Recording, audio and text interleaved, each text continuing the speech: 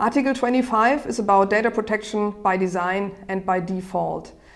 This means that the controller has to make sure that data protection is built in, that the requirements of the GDPR are supported by the technology, by the processes set up for the own organization, by everything which is relevant in the system of processing.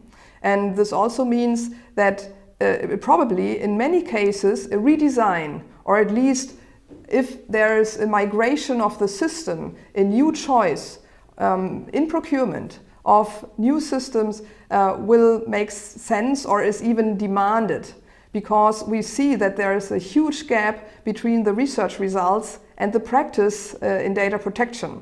So there are very good solutions, say there are credentials that can prove that you own a few properties which are hardly seen in practice, although they are perfect for doing data minimization on the same hand.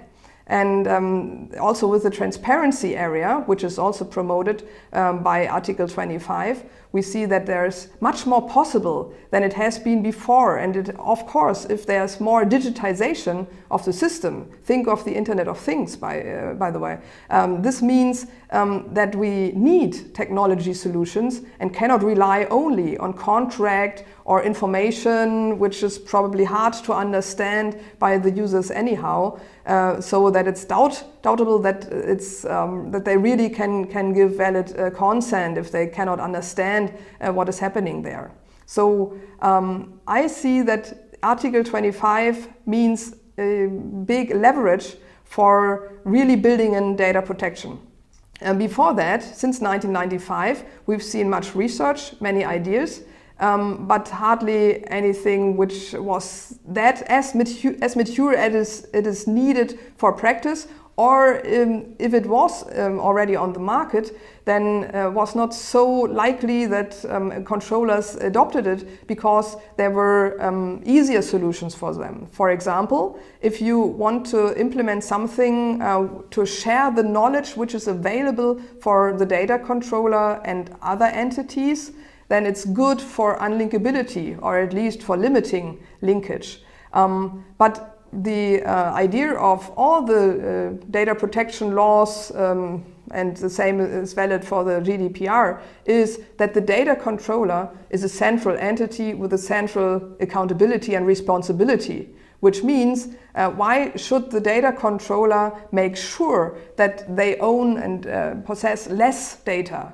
But it makes sense, of course, to reduce the risks. And now we see that there might be some change of paradigm, so that the principle of data minimization really can be implemented.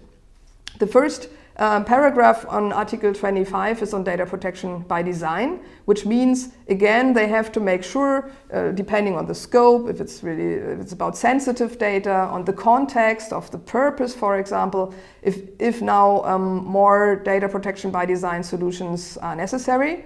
The same is valid if we think of the risks. So what about the risks and the likelihood of risks, the severity of damage? On the other hand, there are two further conditions. This is the cost of implementation and the state of the art.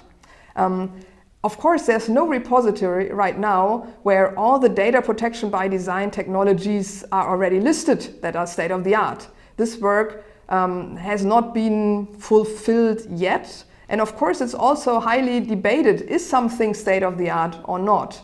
We did some research on that and we'll provide the links for you.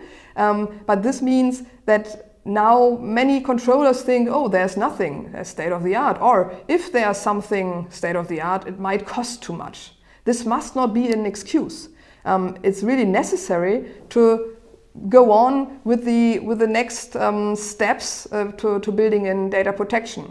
And there's one important thing. Only data controllers are obliged by Article 25, so not directly the data processors and not the manufacturers. But on the other hand, it's necessary that the data controllers comply with the GDPR, and they are often dependent on what is offered on the market. So what the manufacturers provide, what the vendors have, what the data processors can offer. And now we want to see them, and it's mentioned in a recital in the GDPR, that they use the requirements of data protection by design in procurement. So each time they want to make use of a service or use a product, buy a product for example, they have to make sure the data protection by design principles are also supported. So they will ask more for data protection by design. And this also means that the data processors or the manufacturers will probably provide more information how they meet this requirement, and that it's better comparable, that we see this is a good solution, this is an okay solution, but we need some more organizational measures perhaps, or this is a very good solution and this can be recommended. With the data protection by default, I talked about conditions for data protection by design. It's a different position here in the GDPR. It's in the paragraph 2 of Article 25, and there's no limiting condition on when data protection by default has to be done. This is always data protection by default has to be chosen as the standard, as the first configuration. Each of the systems the data controllers, for example, provide to users or to their employees have to be thought through whether the configuration of the system is data protection compliant or data minimizing, so that if you use the product the first time or use the service the first time, that you are protected as much as possible depending on the purpose. This can also be related to e-commerce solutions. What do you disclose as data? Or is related with social networks. That not everybody can see your content. But if you want to disclose more information, this is perfectly possible. You have to know what you are doing, you have to be informed, but then you can change this configuration.